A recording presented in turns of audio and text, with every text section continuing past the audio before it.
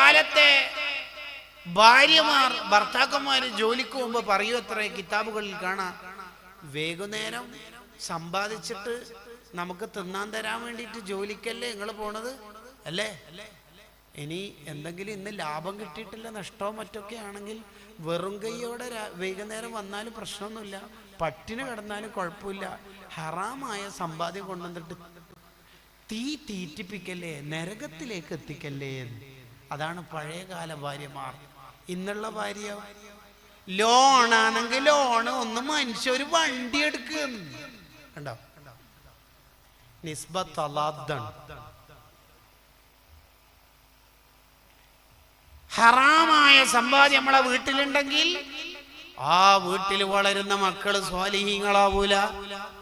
എത്ര പഠിപ്പിച്ചാലും ലാ ബറക്കത്ത ഫീഹി, ആ കുട്ടിക്ക് ബറക്കത്തുണ്ടാവൂലെന്ന് മഹാനായ ഇമാമുൽ ഗസാലി റളിയല്ലാഹു അൻഹു പഠിപ്പിക്കുകയാണ്. അതാണ് മൂന്നാമത്തെ കാര്യം.